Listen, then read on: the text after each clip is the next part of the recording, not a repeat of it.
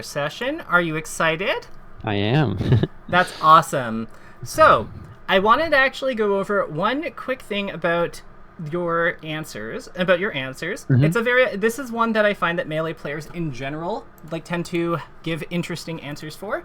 It's the win condition one. I want to applaud you as well for getting question 4 right. I think that almost everyone adds extra squares because they feel like they have to, but 486 is exactly what I have. Okay. So let's talk about win conditions. So win conditions to me deal with the last step of the process. So they're specifically the game state that we're playing towards because of how much advantage it represents to us. So it's not the laser. It's not about the lasers and the how we pin the opponent and get them into the bad position. It's the bad position that we are working towards. Does that make sense? Mm-hmm. Perfect. So as an example, Marth versus Luigi. When Marth has Luigi above him on Final Destination without a jump. Sure. Because it doesn't matter at that point whether or not Luigi's at 10, whether he's at 30, whether he's at 60, whether he's at 130. None of that matters because Luigi is dead either way. It's just a matter of whether or not the Marth messes up. But his counterplay is actually gone. So what would you say would be one that you say is a win condition that Falco regularly plays for? I don't know. I think still with the Falcon example, or actually we can try to do Marth instead, Marth off stage without a jump. Yeah, absolutely. Yeah, that works. Marth off stage in a position where he can't defend himself. Yeah. So that absolutely would count. I would say that Falco in general likes to play for edge guarding. I'd also say that with him, there's probably there's kind of the other spot he kills people in is shines. So shines off the top, that one's somewhat common. So another one I would consider is hit onto the top platform, where we have a shine 50-50. Okay. Because if they die, if they have to just guess, and if we get it, they die. Sure, that makes sense. Yeah. So with that in mind, I wanted to also kind of comment on the undershoot bit. So undershoots, drill in front of Marth is the undershoot, so not the dash back. An undershoot is always the attack itself. What do you think the purpose of an undershoot is?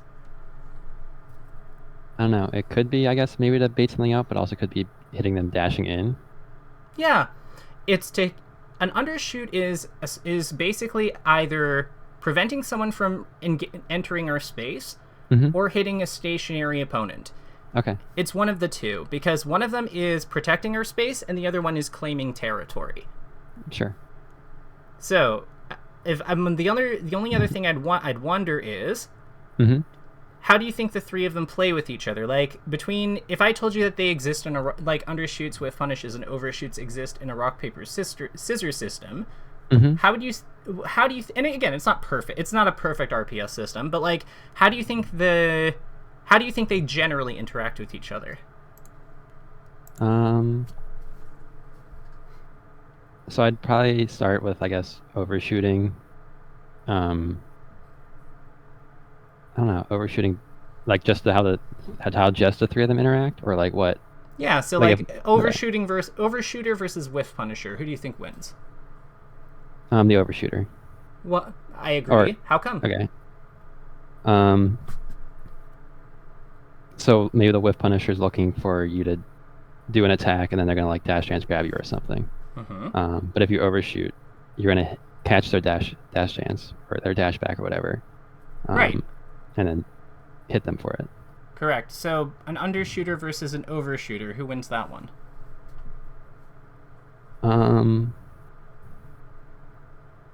An undershooter, I guess. Yeah, because they're attacking the other person as they're coming forward, whereas the overshooter is expecting them to retreat, right? So they're aiming behind them. Yeah.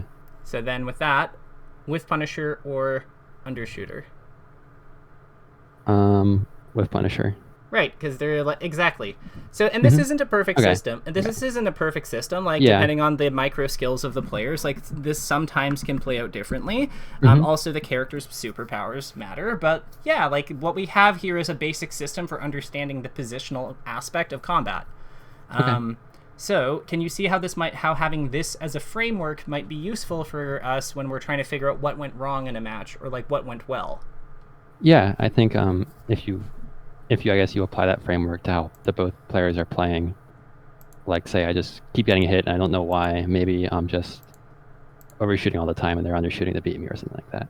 Yeah, or we're trying to whiff punish something and they're going deep. Like, that happens all the time, particularly. A super common thing I encounter is players saying that, like, I just keep getting, like, dash dance grabbed out of the game.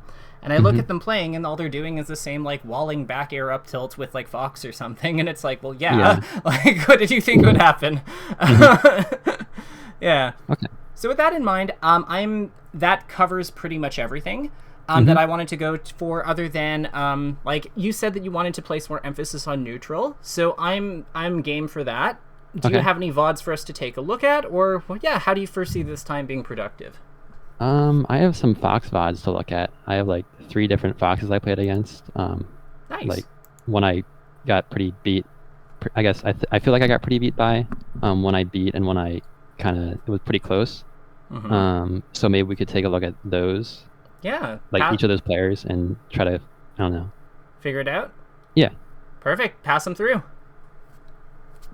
Do you need the videos or can I share my screen? You can share your screen. I usually drive, but if you want to drive, that's fine. Yeah, I don't know how to get these to you. Oh, you can just drag and drop them from Slippy. Oh, okay. The replays. Sure, yeah, that works. I didn't know if replays or videos or something like that. Oh, Slippy is crazy. Yeah. Like, it's so good.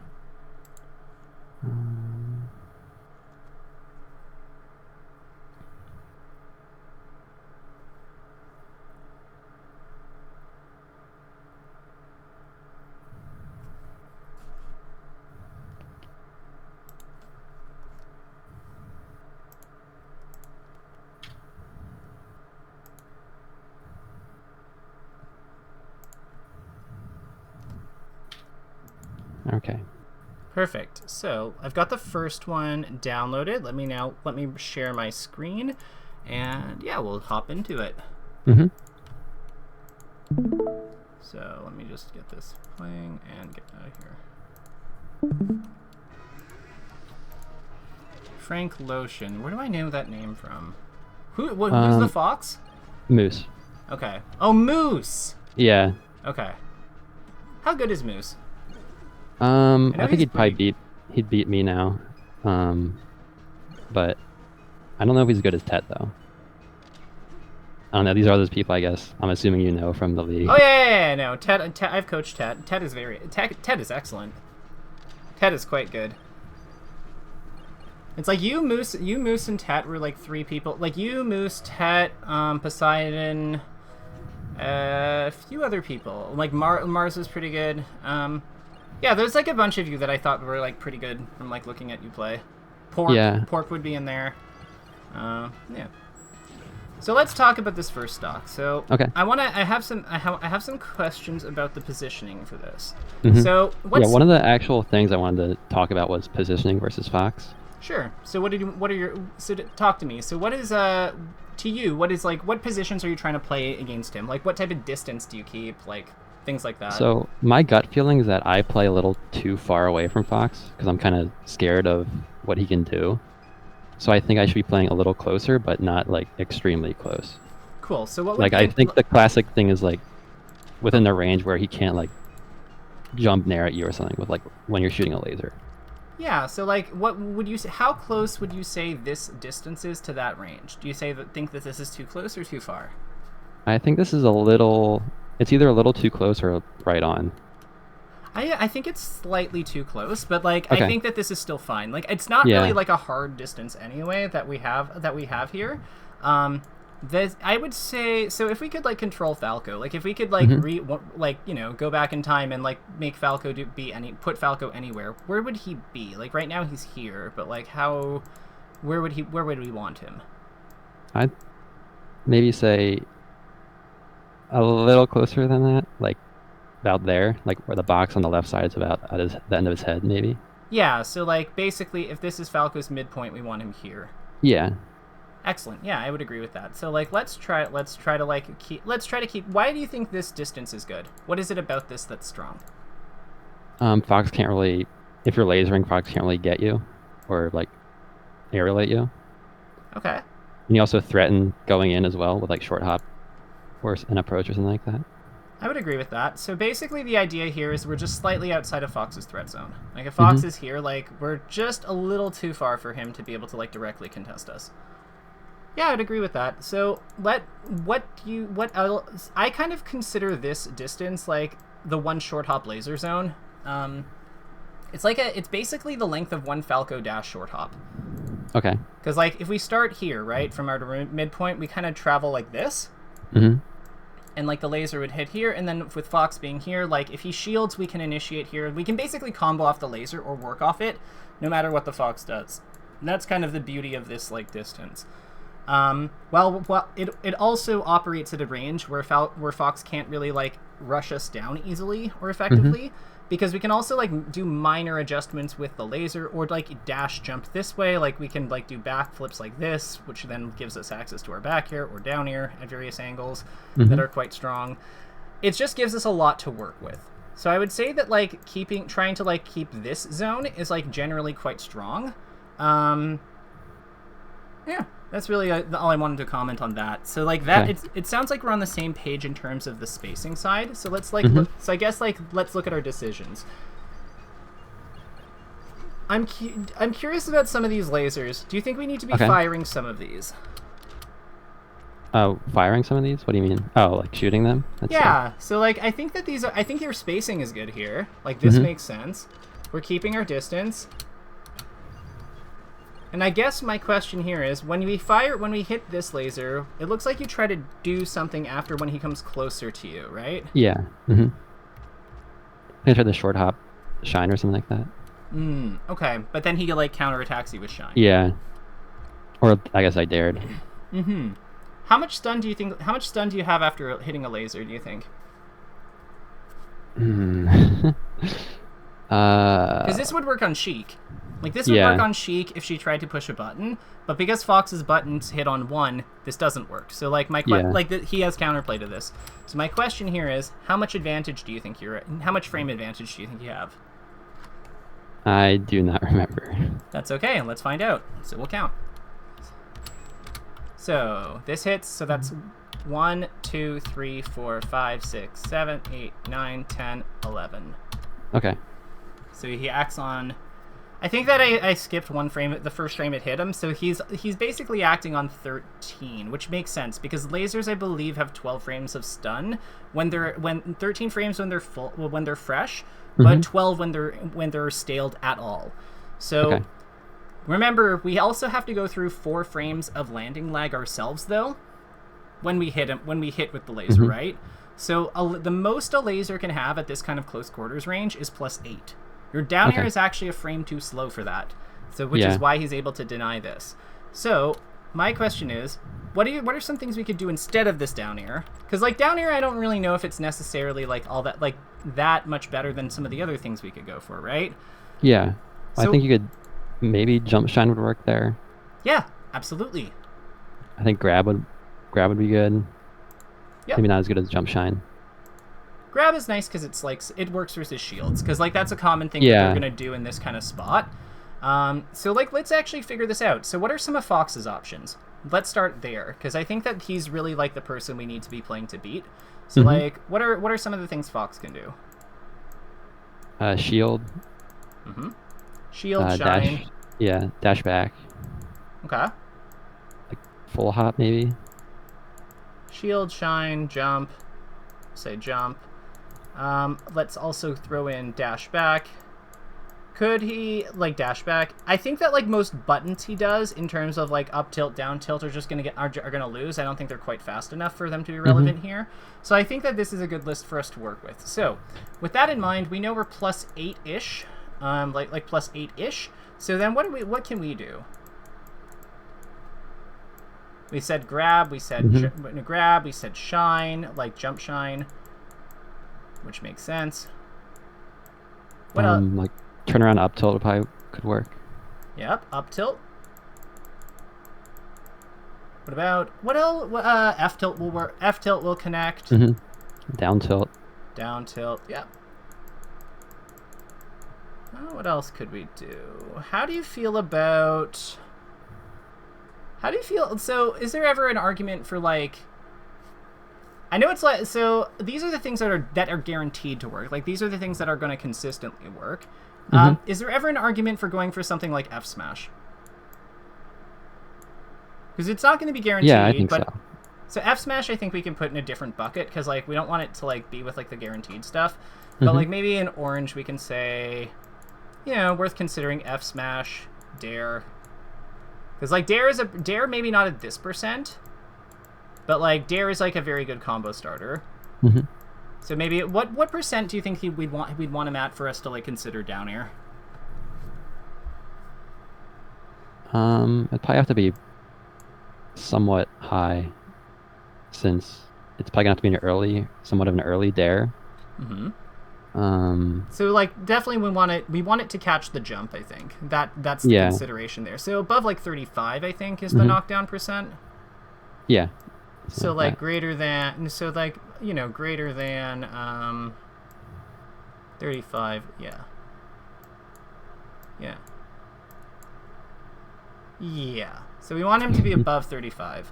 What else can we distill from this? Is there anything else? We could down smash him, but I don't love that here. Like down smash will work, but like it's not terribly exciting because we're in the middle of the stage. But it will technically work. So yeah, then the other thing is that we could so with all these options in mind, if we could rewind this, what do you think we'd go for? I think I would probably want to do a jump shine. I agree. Just take him like this way, right? Yeah. Yeah, I like that a lot too. So like I'm guessing this position just in general is just something I should be looking for somewhat often. I would say so, yeah. Okay. Because like we have a free hit, and we're going for something that is like we have a free hit, and we just kind of like take it. We don't really use it as effectively as we could. Okay. But, yeah. I would also say that grab is not as bad as it seems here, just because like he winds up going into the corner, and it's like not it's not a terribly difficult tech chase. I like that you went for that, to try to stock trade. That was good. Yeah. Nice down air. I'm late on that. Yeah.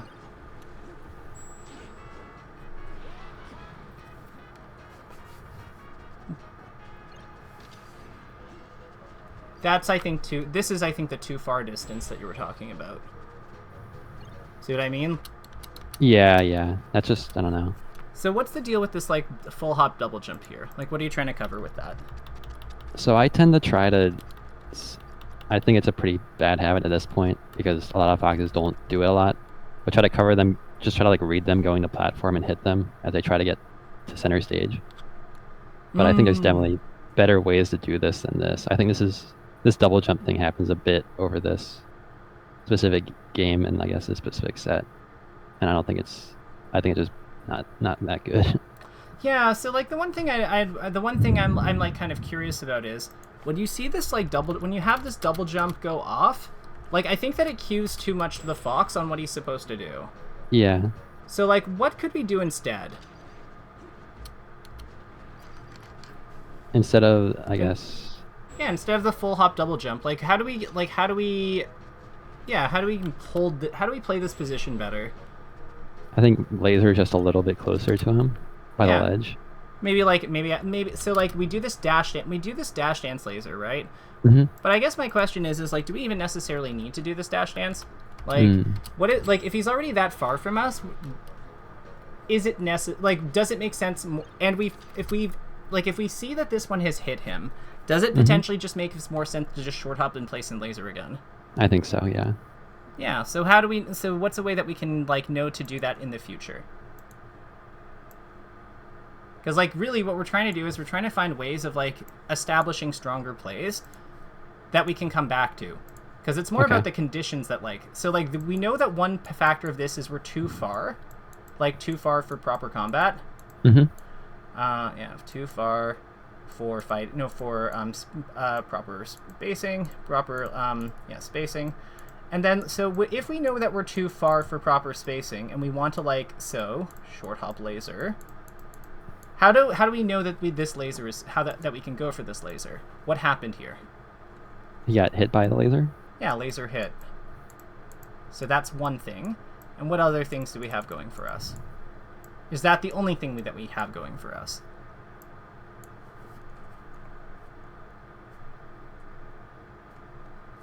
He's by the ledge, I guess. Yeah, by ledge. I would say that matters because he could like fall onto it. The other thing that I would say here is that we're already moving forward. Okay. Yeah, already dashing forward. Advancing. Because if we're dashing this way, it doesn't make sense. Because like we'd have to then like dash here, turn around, and go like this. So we have to like jump all the way forward. But we can just do an in-place laser here. So we're already advancing. So I'd also say like short hop laser. Yeah, short hop laser forward, but forward. But not dash. We don't need a dash jump though, which is I think is important because like we're already like advancing. Yeah. We don't have to go like full momentum forward. So this is an interesting one. Like the pressure here. Talk to me about this because I actually really like what you're doing here. This spaced back air I think makes a ton of sense. What are you covering with the up tilt that follows? I don't know. If you try to do like a short hop aerial out of shield. Okay. So is that the best way to cover that? Because I really like this back air. I think this back air is like amazing. What I'm curious though is I feel like we hit like slightly too high for this up tilt to like cover the jump we're trying to cover. Okay. So I'm thinking here, but we hit it like pretty spaced. So how do you feel about dashing forward here? And then like doing another backflip like this one? Like the one that set this up. I think that makes sense. Yeah, so what do you like about it? It still kind of covers, I guess, what I was expecting if Fox is like something out of shield. Or like an aerial. Or like this full hop instead of a short hop instead. Or like a wave dash out forward or something like that. Yeah, so it still gives us counterplay against aggressive options. Yeah, I don't know. I still feel like I really like the platform there. Just kind of I feel like it makes me nervous. Like I feel like it's always an escape route for anyone I have in the corner. Okay, so he started about here, right? Mm-hmm. So then he goes up, and then wave lands across the platform like this, right? Mm-hmm. So this is part of why I like the short hop here. Because if we like dash here, like dash in this direction, then just kind of like short hop like this, or like sort of like kind of like this, because we're kind of doing a backflip, we can see him like as he like hits the platform here, like when he like we can see his jump here and like him wave landing here. And then what we can do is we can change gears because we don't need to we're not actually married to this backflip. We can also then have the option to like double jump back here this way. You see what I mean?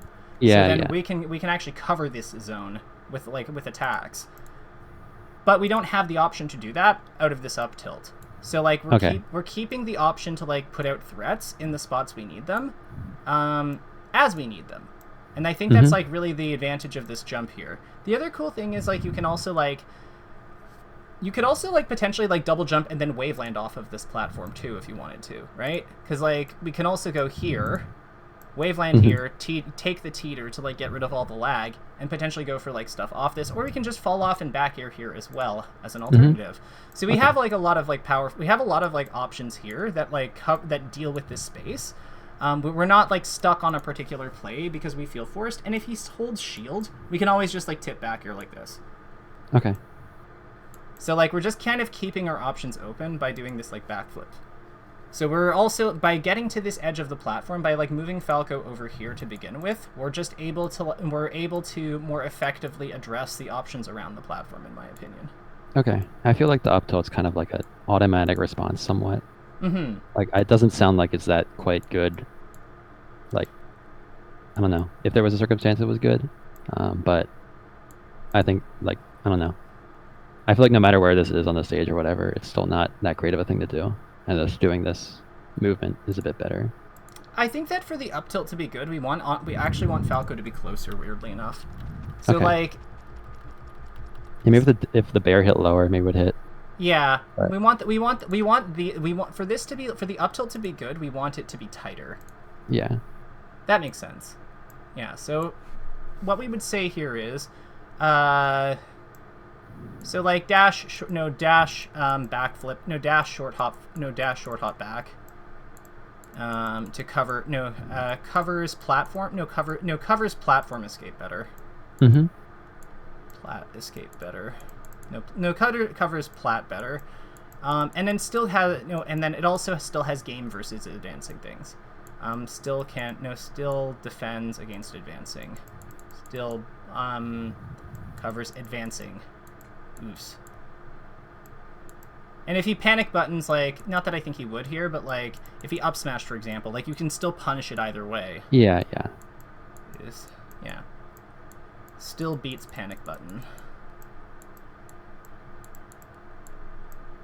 Panic button.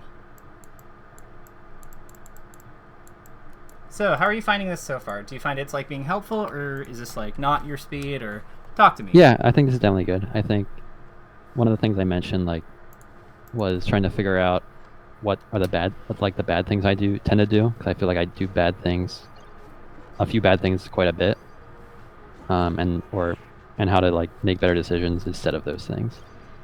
Yeah. So talk to me about this like ledge hop up air. Is this supposed to be an up air, or was this just a misinput? You think? Yeah, I think it was supposed to be. Okay. So why But up air? Why not just like take the back air because he's at like 135? I guess I didn't think back air would reach. Where do you think back air hits on you? A little higher up than like straight behind. Okay. So that in mind, why wouldn't back air reach this? I guess it probably would. It seems like it would. I just did it it would have been way too late. Yeah, so we needed to do it sooner. That's all. Yeah. This is exactly why we do this, like that spaced back air in the corner, by the way. Like this hit here after the laser, like this is perfect. Because it just perfectly like covers the space he wants to travel into. It's so strong.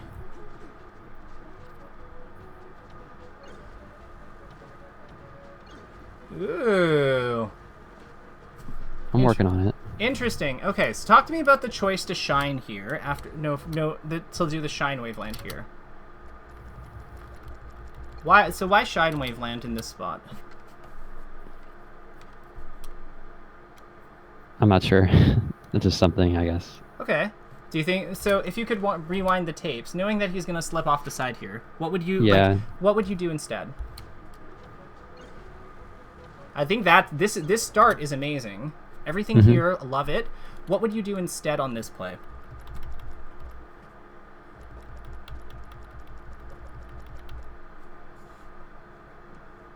I don't know. Maybe I don't know if AC Bear would hit. AC Bear you can definitely get. Yeah. May I make a suggestion? Wave dash forward up tilt. May I make a suggestion? Sure. Up air. Okay. That felt a little obvious, but yeah. I mean, like, so I think there's a lot of things you can do. I think that neutral air makes a ton of sense here. Like, you just kind of strong hit him towards the corner and like just kind of like set up a tech chase in like a controlled tech chase when he's like over here. That seems quite good. And that's assuming he DIs away, because if he DIs in, you can just like pop off on him. If up air has a similar dynamic, but it's more likely to put him on the side platform, which is like, it's like which can be good or bad. Yeah, I would say that like back air has a similar vibe to back air has similar perks to Nair. I think any of the three, and yeah, if you wanted to do a more controlled position, you could also just wave dash under him and up tilt. I think any of them are like quite good. The only thing, the reason I don't like the shine here is like it just gives him too many it gives him too much knockback. Weirdly enough, we don't want him like the one spot we don't want him to wind up in is over here, or like I feel like over here is bad and over here is bad. Okay. Because if he's in between the platforms, it's not clear how we kill him because he has all this space over here to DI. Mm-hmm. And then over here has the same problem, because he just has too much, like, it's not clear. Like, we basically just have to, like, go for a 50-50 right then and there, and he's not at terribly high damage. Okay. Does that make sense? Yeah. Yeah. Yeah. There we go. Yeah, so, like, let's talk about this follow-up. So we get this. Down airs makes sense. This is actually a spot where I'd actually say that, like, going over and shining him makes a lot of sense, because we can, like, follow him, like, along the platforms. We probably jump shine, right? Yeah. Mm-hmm. Jump shine, double jump, like, yeah. Okay. A lot of times I just use dash attack, where I think something else is definitely a lot better, just because it's like, I don't know, it feels more built in, I guess. It's easier. Yeah. It's okay. Sometimes, like, where our hands aren't in position, so I'm not going to say dash, like, never dash attack. I do it too. Mm-hmm. But it's just one of those, like, we want to be aware of what the stronger options are.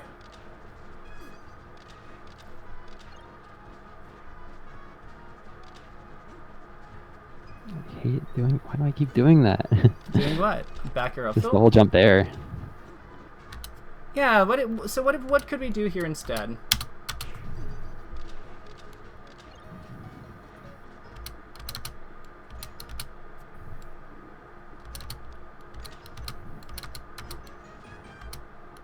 What if we full hopped? Do you ever think of just, like, full hopping in some of these spots? Not really, no. Let's explore that. So what do you think would happen in here if, like, as you see him, like, well, actually, what are you reacting to here? Like, why do you think you're double jumping here? I might be maybe seeing if Fox is gonna, like, full hop in or something like that, and try to get above him and then punish, like, when I'm above him or something like that. That's the only reason I could really see. Yeah, so if... I think he ran into, like, one of these, like, at the start of the set, and maybe I'm just trying to see if I can do that again. Yeah, because you're covering that, too, with, like, your double jump. But what if we just full hopped for our coverage on some of these? Mm-hmm. Like, on this one, like, does it... Like, the double jump kind of, like, weirdly slows us down a bit, doesn't it? Yeah. Mm-hmm. So, like, what if we just full hop aired? We'd probably get him in some of these, and we still have the option to, like, land on the top platform, or, like, mix up, or double jump on our way down, so we have a bit more going on with our mix-up.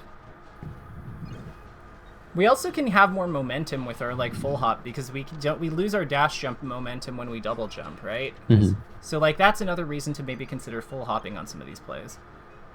Because, like, going above Fox, like, something, like, it's something that, like, KJH and I have been talking, that KJH has been kind of winning me over on, too, because I used to not full hop at all, but he was just, like, he showed me some, like, moments, like, he showed me some clips where he just uses it to outspace the Fox vertically, or cover options that wouldn't be possible without it, and I'm just like, huh, I have misjudged this thing. That's awful.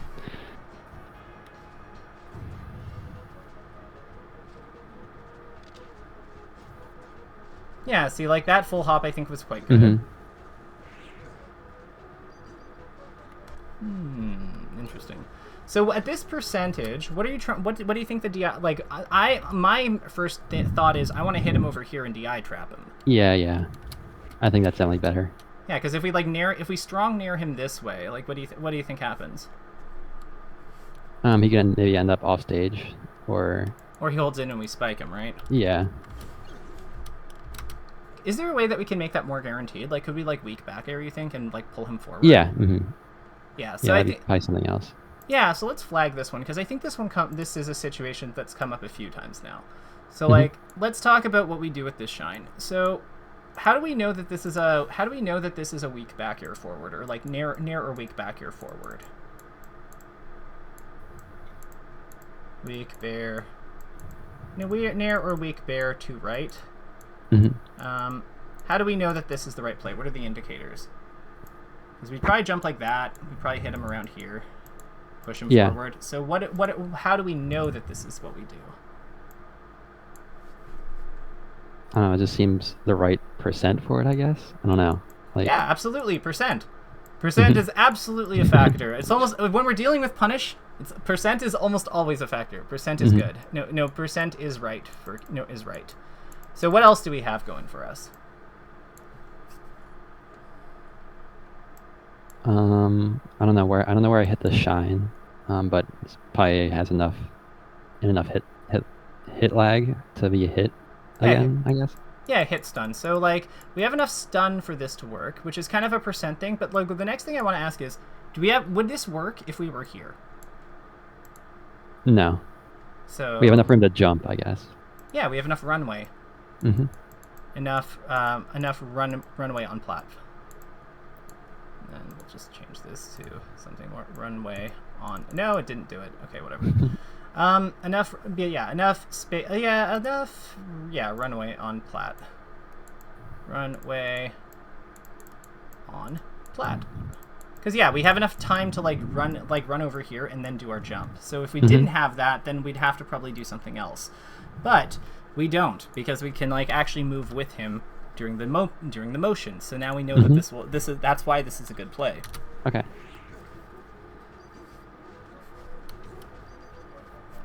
Do you lose this game? There's no way you lose this game, right? I lose this game. I hate Fox.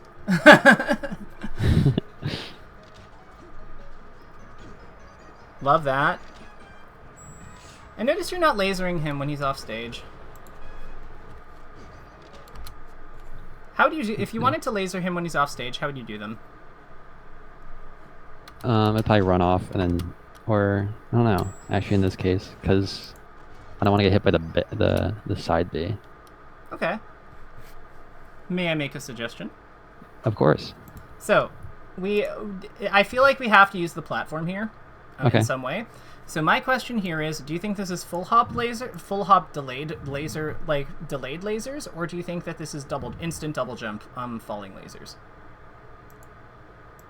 Because those are really our two ways to do it. We can go all the way up here, and then we kind of delay the first laser a little bit so it fires here, so then it's really for the second laser so we can shoot it like this.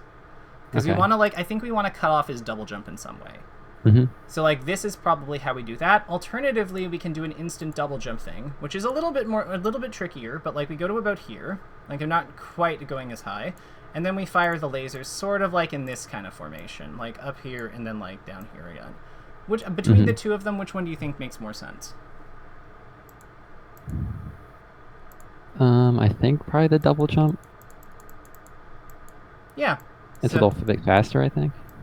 Yeah, I would say so. I would say so as well. I think instant double jump makes sense here.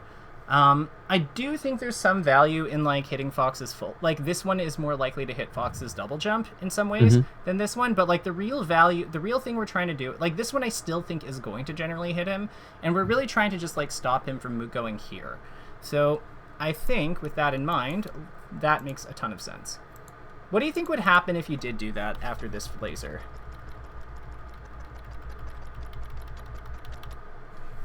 Because you hit him with that one, and then you would have shot him. Actually, upon seeing this, I actually think it's full hop. He's way too high. Yeah, it's very high.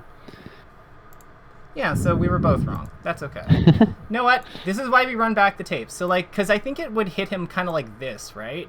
And then this, he probably winds up if he doesn't up B in exactly this spot, because he's off stage. So if he up B's here, immediately after getting hit. And that gives us information. We're also landing on the platform, so this is a really easy short hop laser. If he initiates up B anyway. And if he illusions, then we can just deal with the illusion, because we've landed, we've auto canceled, we're able to work from here. You see what I mean? Yeah. Yeah. So I think that this is definitely a spot we want to work for. If we then because if he up B's here, what do? We just shoot him again? And then what does he do? Could up B again or side B? Yeah, so then what do we do? Let's say we shoot him, and then he falls to, here. We just shoot him again? Falls shoot him again. Yeah, so we're just kind of, guiding him down, basically, until he dies. And then, at any point, if he illusions, we just, push a button. Whatever button we think will defend the space that he's traveling into. Because, it could easily be, instead of doing this, we maybe say, turn around, shield drop air, right? That's a pretty easy, thing to go for here. That makes some amount of sense. So, why do you think I'm suggesting we use this as our base over just waiting for him? Because we're reducing his options the lower he goes. Right, and we're putting pressure on him. We're basically saying that he's this recovering from here is not really the hardest thing in the world to edge guard, but it's not really ideal for us either. So I feel like if we can non-committally like force him to bid for additional space, like force him to like redo his recovery, like we want to generally do that. So it just puts us in the driver's seat of like where his starting point for his up B is. We could easily stop, like after we shoot this laser, we could easily commit to not shooting additional lasers if we see him recover in this spot. Like slightly like here, because at this point, like if we have the time to align ourselves for our edge guard, we could easily see him recovering at this distance, go to the edge if we wanted to, and then do everything we want to do with ledge intangibility. Like that is like absolutely an option that we have access to. But if we but while starting the edge guard while we're still moving towards the edge when we're not ready for it, that's a lot harder to edge guard Fox out of. So that's also part of the perks of the laser. It resets the up B timer so that we're more aligned with our intangibility when we actually initiate the edge guard. Okay. Please just hit him with a strong hit. It was. That was a misinput. Okay, good. This was supposed to be a back air, I take it, right? Yep. Good.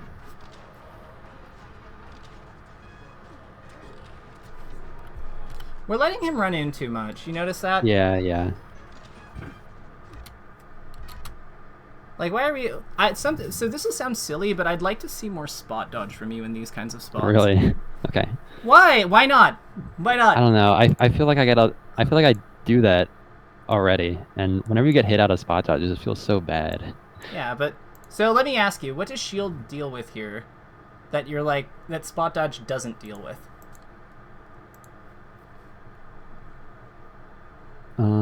Because spot dodge will make you intangible from 2 to 15. So like it'll dodge. If I time some kind of drill or something like that.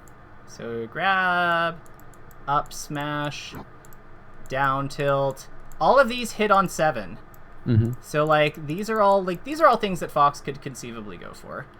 Up tilt because he has to turn hits on 6. Then nair, like if he nairs or back airs, it will hit us, but it'll hit us with the weak hit, so we don't die. Okay. Like, you see what I mean? Like, because his things hit in like such a tight, like in like a general like tight hit range between like 5 and like 8ish, the spot dodge is actually quite good here. Okay. It's just food for thought. Yeah. Yeah. So I would say that like spot dodge is a consideration. Spot dodge. We'll put a question mark so we know it's like just a maybe we do it, maybe we don't. But I just don't see like what shield really gives us.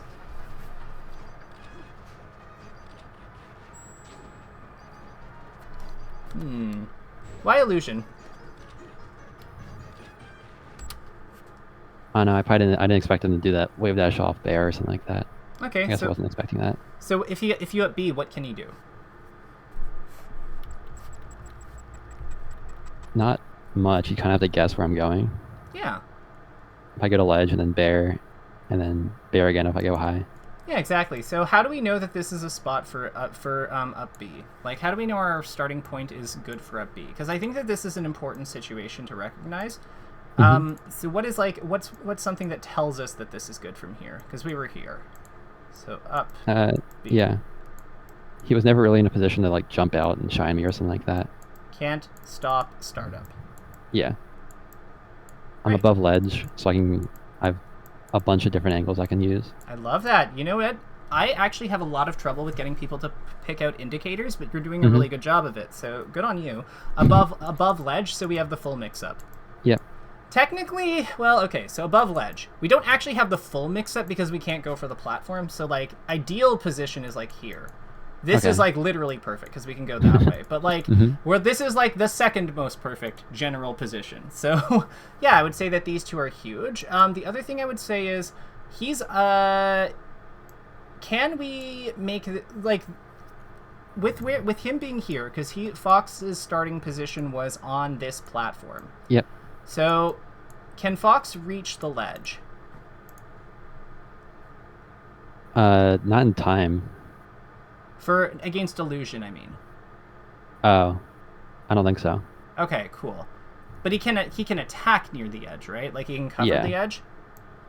Okay, so can cover illusion path. Mm-hmm. So I think that these are the reasons why up B is better here. Okay. So like this to me is like I used to do this one too, and I probably still do it sometimes.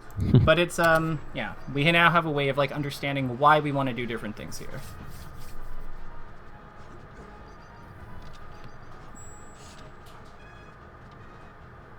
It's not, whatever. So let's talk about this edge guard, because I'm not going to comment on the dash attack. We both know that this could have been other things. But, so if we wanted to cover options here, what could we do here?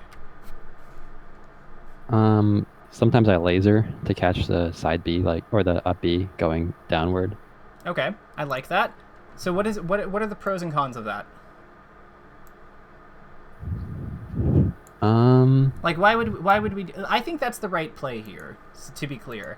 So I'm asking, I'm more interested in like why is that the right play here? Like we probably shoot the laser around here, right? Yeah, okay, perfect. So what does that have the benefit of? It covers them trying to get a ledge. I can probably react if they don't go down. If it takes like a higher angle, I could probably hit them. Yes, absolutely. So like let's say that so this is his starting point. What happened? What do we do if he goes, say, I don't know, here? After lasering, probably like dash right and then bear him or something like that. Yeah, so like if he goes to any of these angles, because the laser isn't going to cover that whole red space, but like these are all the places he can go basically, or like some of the places he can't go. So anything that isn't caught by this laser, so anything that's over about this point, like will probably not be hit by the laser. We can agree with that. So like this angle will not get hit. Cool. So if this so anything kind of behind this point, this is like the point where the laser stops working, roughly. Like anything after this. So on these ones, what do you do about them? Anything above here? You can definitely bear like anything that's pretty high. Yeah, exactly. So all of these, what we've done is this laser organizes us. So like anything from here to here is just dealt with by our back air. What happens if this laser hits and we see him get hit here? Hit there? I'm not sure. It feels like he could drop the ledge. Could we F-tilt him? Yeah. Or back air him maybe? Yeah. Cool. So like in this what we have now is like a new space. So like now we have everything going on here, which is in this kind of box, which is dealt with like by like F-tilt and back F-tilt bear. Okay. / bear. So where do we want Falco to be at the end of this laser? Do we keep him like we probably want him to be somewhat inward, right? Like we want him, or like closer to the ledge. I mean, like around here, right? Cool. And then what happens if he gets hit over here? Probably same thing, right? We just keep going. Yeah. Cool. Like laser again or something like that. Well, I'm thinking we just F-tilt. Oh, okay, the same thing. Yeah, we probably can't bear him anymore because we'd have to go off stage. But yeah, like I'm thinking we just walk in this general direction. Honestly, I think all of these are just F-tilt. Like everything like under here is just handled by F-tilting. Okay. And then everything up here is bear. This one, there's kind of like a middle zone here where we could do one or the other. But yeah, you see what I mean. Yeah. Yeah. So what we've done is we've sorted our edge guards into like option like route A and route B. The laser has like defined what the opponent can do in response to our stuff, and then we just have to push the right button. Because like this is one of the cool things about Falco, because he uses like such a like most good characters use a what I call like an implicit threat, which is like Marth dash dancing, because it's like the strength of Marth's dash dance or Fox's dash dance or Falcon's for that matter is that it is implied that they could do all these spooky things, but they haven't actually done them yet. Okay. So that makes sense, right? Because like it's like, will they or won't they? But with Falco, he's unique in that his laser, while he can do all the implicit threat, because he has like spooky things out of his dash too, like his jumps and such, the cool thing about him is that he also has explicit threat, which is more of a Peach thing, because of like her turnip and stuff. Because, like, with Falco, he's got the laser. So, like, the laser is a tangible thing that, like, occupies space and forces the opponent to make decisions in relation to it. Okay. Do you see where the distinction is? Like, one of them is, like, is it there? Who knows? The other one is, like, no, there's a giant red beam flying at you. Like... yeah, they have to do something. Exactly. The laser defines things in a concrete way and gives us a set amount of advantage if it's successful. Like, as soon as you see this laser hit his shield, you know that there's, like, always a certain thing that happens here. See what I mean? Like, there's always, like, these 5 frames of stun, and then, like, whatever comes next. This is different. Oh, tech trap. Did you know that, so this was actually a tech trap, believe it or not. I never look out for tech traps on, like, Falco. So, do you know I'm never really paying attention to that. Do you know how they work? Yeah, like, if he's locked out of teching because he probably tried to tech. The down tilt. Thinking I wouldn't do that. Yeah. So, like, yeah, so I would say, like, this is an area, like, an element of play that I would consider thinking about more, because, like, this is cool. Because, like, this actually adds value to your dash attacks. Yeah. Because, like, he just barely doesn't touch the ground here. So, like, because of that, like, this, like, I'm actually going to flag this hit. So it's right here. Actually, we'll do it. No. Yeah, I feel like that's something I never really consider on Falco. Like, when I'm playing Fox, like, it's something I do, because that's, like, what Foxes do, but I never really do this on Falco. Yeah, like, isn't that that's such a neat interaction? And I feel like this is a part of his game that people don't really think about. But, like, if we can strongly expect that he's not going to hit this tech here, what could we do instead? Off dash. Like, shine him off the ground. Yeah, that's one thing. What if we wanted to really, like, so what do you think, how do you think he's going to be DIing after he hits the ground out of this, like, in no techs? What do you think he realistically does?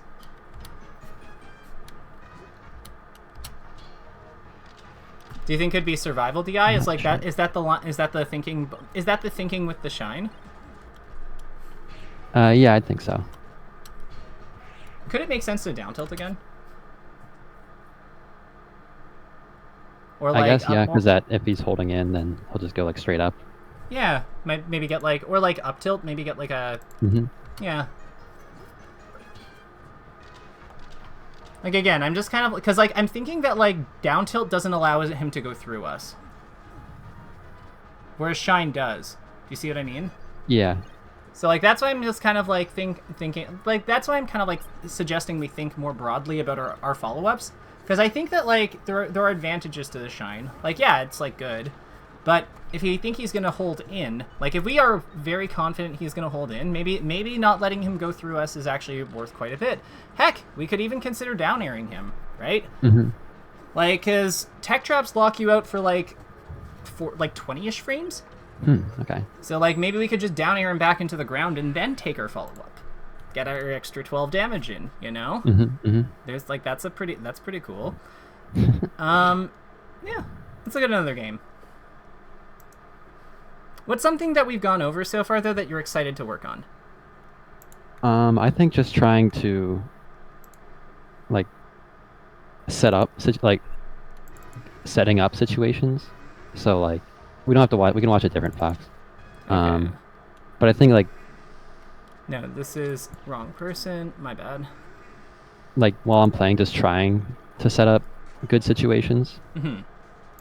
I like, especially, like, that part, because it's like, once you get into a situation, it's a lot simpler than what's going to happen. Like, if you're just playing, if you don't know, like, what about the situation, I guess. I don't know if that makes sense. No, it does make sense. So here's something. Here's a situation. No, here's something interesting. So we get this shine, and, like, do you think you have enough time to do this, like, waveline tech chase? On the tech in place, I don't think so. So if that's the case, what could we do instead? What's a way that we could, like, structure our gameplay a little differently, knowing that now? Up air. Yeah, just short up air. What do you think happens? Is that short hop up air just, like, I don't know. That's not like a reaction to this, but it's just something you just use. Yeah, you can just cover. Okay. Like, this is a difficult tech. Like, this is a difficult tech chase in general. Yeah. So, what do you think happens if you hit the short hop up air here? Probably keeps going left, just a little above the platform. Absolutely. The other thing that actually makes some amount of sense here, it's actually something KJH has been, like, telling me about. Double jump, like, immediate double jump down air to hit the tech in place. Okay. So, like, you kind of hit on this side of Fox, like the right side, so you're hitting him forward. And if he doesn't tech in place, you still be fine. Just wouldn't hit it and do something else. Well, what you're doing is you're hitting him for rolling forward, because you're like double jumping and like leaning to this side. So you don't get this one, but you get everything else. Okay. And then because he's like just teched in place here, you should get a knockdown on, like if you hit him during the early part of his tech roll vulnerability frames, or like this tech in place, you should get the tech trap as well. Okay. So then you can just combo off of it.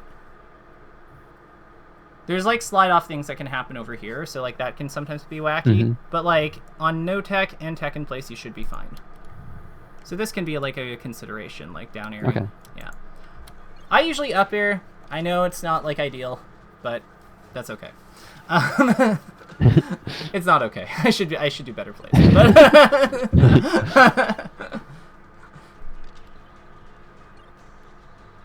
I do like how you've... So one thing I want to call out, I love your positioning here when you're doing your pressure here. So like when you move underneath him here to get like below him to the side, I think that this is like correct.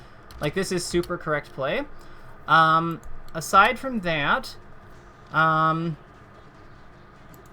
yeah, because like generally speaking with Fox, you want to be below him to the side at a spot where he can't hit you with his like aerials.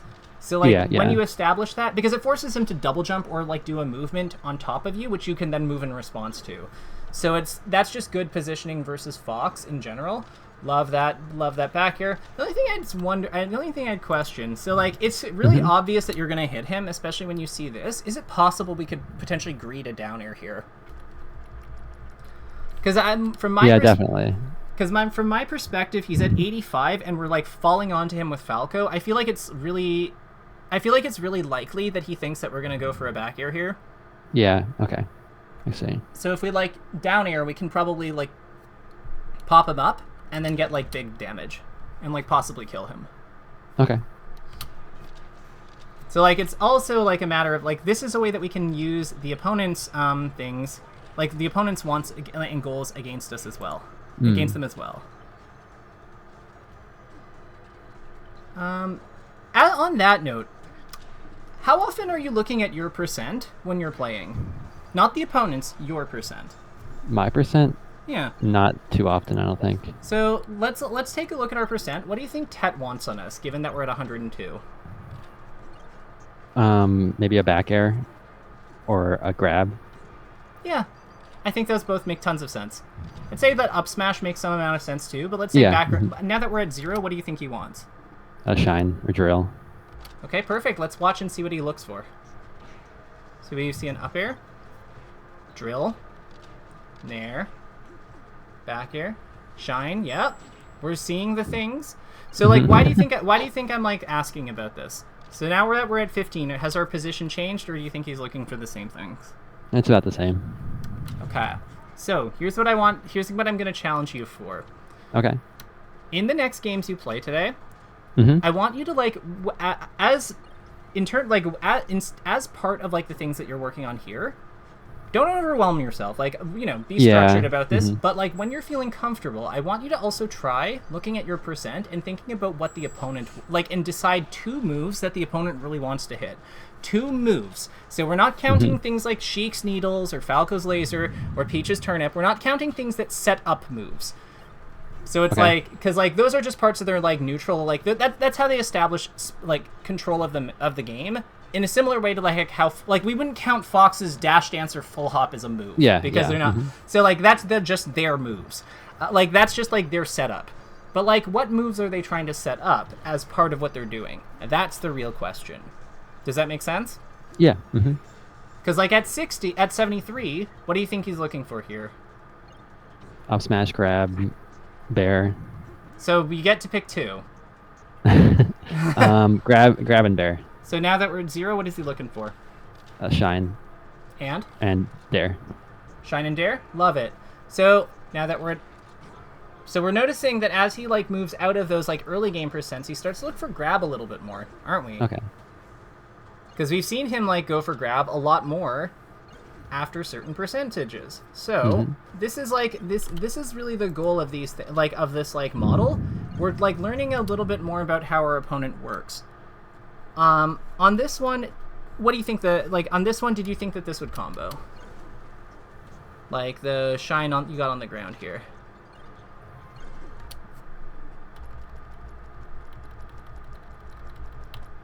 Yeah, I probably did. Okay. I don't know. I think I started a little late. Gotcha. Yeah, I think so too. I think that for this one, this is just a recognition thing. So like, getting used to recognizing when we have to actually waveland onto the platform and then do the RTC. I think that's a small thing. How do you think you would do the RTC, or like how do you think you would do the tech chase in this position if you wavelanded here instead? I think. So like we go here. Yeah. And then Fox can be anywhere from here to like slightly to the side here, or all the way over here. You could probably cover everything on the left side with shine. Mm-hmm. And maybe it's a little early, but you can F smash on the right. There's nothing wrong with F smashing at 48, I think. People, like, this will be controversial, but I think F smashing Fox at 48 is perfectly fine. Okay. If we didn't want to F smash Fox, like, what's the alternative?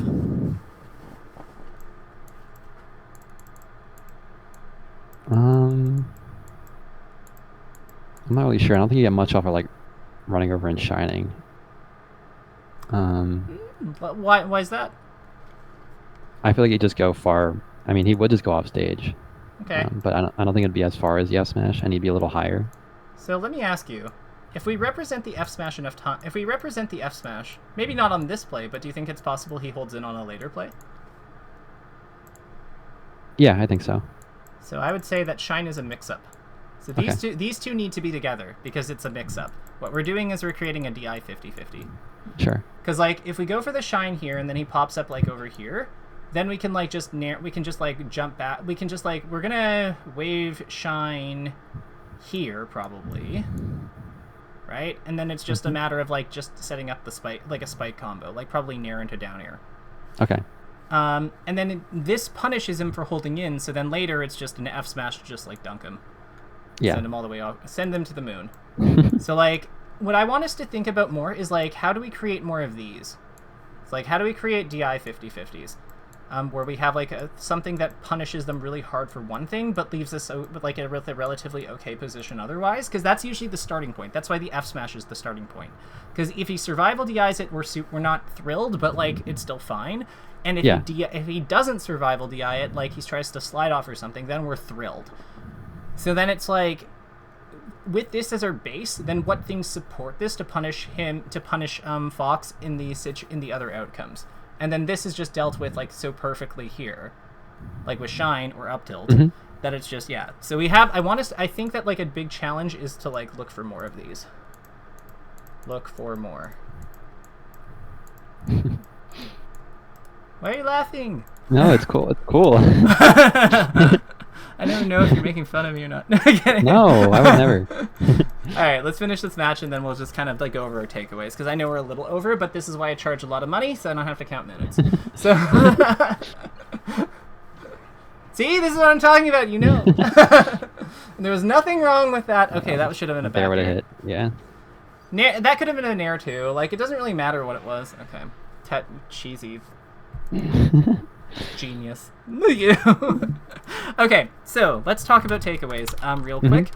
What are some things that you learned today that you're excited to work on? I know that you mentioned positioning, so talk to me about like what specifically about that are you excited to start with? I think like that the first thing we talked about, like that bear in the corner stuff. Like I think I said that up tilt is like kind of automatic at this point. I think like recognizing that situation when it happens and just trying something different, and because I know now that there is something better, just better stuff to do. I also like want to try to set up that position with that laser where I was like right in front of Fox and he was in the laser stun. More often and more deliberately. Yeah, so capitalizing on reacting to laser hitting Fox, hitting Fox to take one short hop laser spacing. That seems like a great one. And also for positioning, using the back air in the corner and reestablishing good, reestablishing strong, let's say, establishing pressure stance at edge at the end of a side plat with dash plus back with the dash jump backflip short hop. I would also that looks wonderful. I'd also say that like one thing I would suggest is I would say that like going for finishers, like going for finishers a little more early. No, going for powerful finishers earlier. Yeah, that's definitely something I've noticed before. So F smash, etc. And then looking at how we can use the DIs that forces the opponent to take to create better punishes later. Better punishes or DI mix-ups later. Then I would also go with yeah,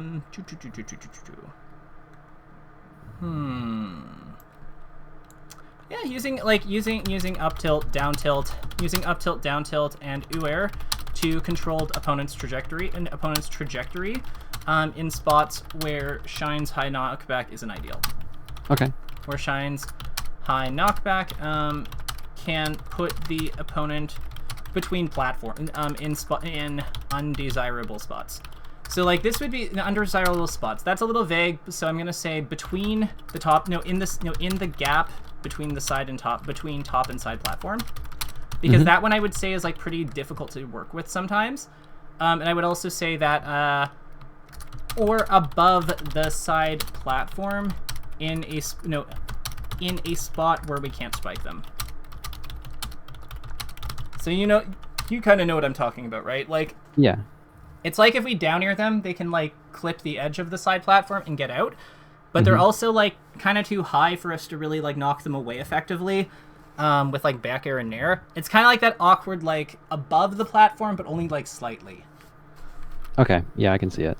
Yeah, because that's really like one of the spots we're trying to avoid. I'd rather them just like hit the platform and follow them up there, rather than or like just hit them away at that point. Because it's like, at least in the second outcome, like if we want to combo, we hit them onto the platform. If we don't want to combo them, we would just hit them away, because then at least they don't get the extra height, Yeah. So that's okay, cool.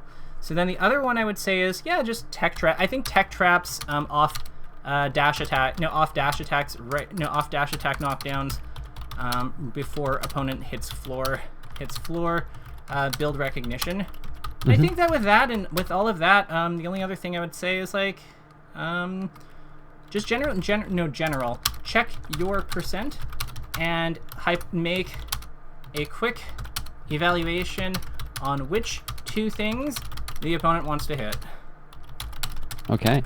Lasers and needles are not things. And I think with that should be a lot to get you started. Yeah, it's definitely a lot. I know that I hope I haven't overwhelmed you, but do you have any questions about the things we went over? Any feedback for me? I don't think so. I really like the pictures. Everyone loves the diagrams. I gotta say that like everyone gets hyped over the There's so many. I know, but they help with memory and stuff. They do, yeah. Yeah. It's hard to like describe situations in words, like if just like taking notes or something like that. And it's a lot more helpful to have like a picture that kind of you can remember. Oh, do you want to see? One of these days, I'll show you some of the ones they've made. Like, because JMOOC, when I work at JMOOC and Moki and stuff, like they're like they work with the same concepts, but like because they're like stronger, they tend to understand a little bit. They tend to be able to juggle a few more things. So one of these days, I'll remind me to show you the lasers versus needle chart that I made for Jake, because like it is messed up. It's so crazy. Yeah. But like we made it after a he played versus fiction, and it's so. Like, the images are such a better language for communicating here. With that in mind, I will let you go for now. But if you want to set up additional sessions, this was lovely, so let me know.